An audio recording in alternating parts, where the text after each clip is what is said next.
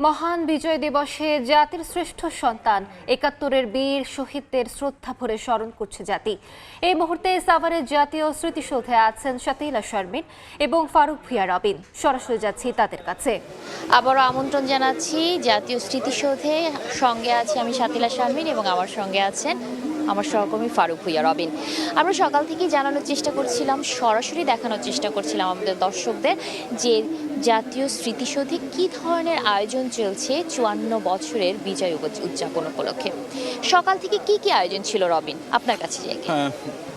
যদি বলতে যাই যে সকালের একদম যে শুরুতে যে আয়োজনটি ছিল সেটি হলো রাষ্ট্রীয় আচার, অর্থাৎ রাষ্ট্রের পক্ষ থেকে রাষ্ট্রপতি মোহাম্মদ শাহাবুদ্দিন এবং প্রধান উপদেষ্টা অধ্যাপক ডক্টর ইউনুস তারা কিন্তু জাতীয় স্মৃতিসৌধে একাত্তরের বীর শহীদদের প্রতি শ্রদ্ধা নিবেদন করেছেন।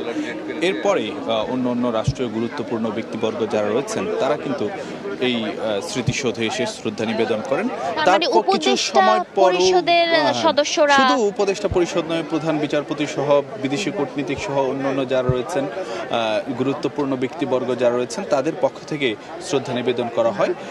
তারপরে আসলে যে এই স্মৃতিসৌধ খুলে দেওয়া হয় সর্বসাধারণ মানুষের জন্য, এবং সেখান থেকে সব শ্রেণী পেশির মানুষ, বিভিন্ন রাজনৈতিক, সামাজিক, সাংস্কৃতিক সংগঠনের মানুষ কিন্তু এখানে প্রবেশ করতে শুরু করে। এবং এখানে কিন্তু যে পরবর্তীতে আমরা এখন নিশ্চয়ই দেখতে পাচ্ছি যে আমার পেছনে মানুষের ঢল, এবং কিছু সময় আগে কিন্তু ভিড়টা তুলনামূলকভাবে কিছুটা বেশি ছিল, এবং সেখানে কিন্তু সবাই যখন একসঙ্গে ঢুকে পড়েছিলেন, সামাজিক সাংস্কৃতিক সংগঠন, বিশ্ববিদ্যালয়গুলো থেকে শিক্ষার্থীরা চলে এসেছিলেন শিক্ষকদের নিয়ে, তো সেই জায়গায় যখন হচ্ছে যে সবাই একসঙ্গে আসলে এই স্মৃতিসৌধে এসেছেন তখন কিন্তু একদম তিল ধারণের ঠাঁই ছিল না জায়গাটায়। এখন একটু কমেছে, কারণ বেদির জায়গায় আমরা অপেক্ষা করতে দেখছি, একটা সিরিয়ালও দেখছি, কিন্তু ভিড়টা কিছুটা কমে যাওয়ার হয়তো এইটাই কারণ রবিন, কারণ রাজনৈতিক দলগুলোর নেতাকর্মীরা অনেকে বেরিয়ে গিয়েছেন। না, একটি বিষয় থাকে, যখন রাজনৈতিক দলগুলোর পক্ষ থেকে শ্রদ্ধা নিবেদন করা হয় তখন কিন্তু একসঙ্গে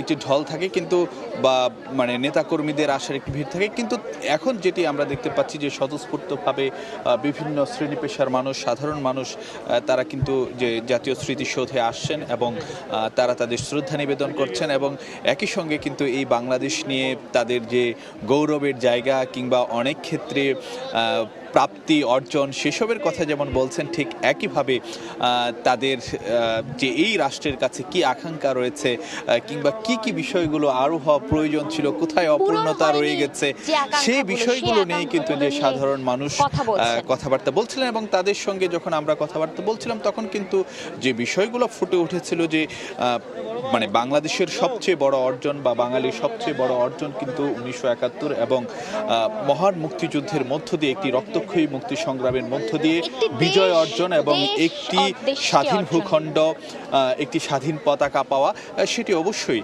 আমাদের জন্য অনেক বড় অর্জন। তবে একই সঙ্গে যে আকাঙ্ক্ষা নিয়ে বা স্বপ্ন নিয়ে যেই স্বাধীনতা অর্জন করা হয়েছিল বা স্বাধীন বাংলাদেশের প্রত্যাশা, সেই জায়গাতে আমরা কতটুকু যেতে পারলাম কি পারলাম না সেটি নিয়ে সাধারণ মানুষের মধ্যে নানান চুলচেরা বিশ্লেষণ ছিল। অনেকের কাছে যেটি মনে হয়েছিল যে আসলে আমরা অনেক দূর এগোতে পারতাম, কিন্তু যতটা এগোনোর কথা ছিল ঠিক ততটা এগোতে পারিনি, কিন্তু যতটুকু এগোনো গেছে সেটিও আসলে যে কম নয়। হ্যাঁ আচ্ছা রবিন, সেটা হচ্ছে যে এই যে শুধু বাংলাদেশ ঢাকাই না, আসলে বিভিন্ন স্মৃতির মিনারে এই উদযাপনগুলো চলছে, এবং সেই উদযাপনগুলোরও কিন্তু আমরা সারা বাংলাদেশ থেকে আসলে আমাদের টিভির পর্দায় আমরা দেখানোর চেষ্টা করছি যে কোন কোন জায়গা আসলে আকর্ষণীয় উদযাপনগুলো চলছে, বর্ণাঢ্য আয়োজনগুলো চলছে।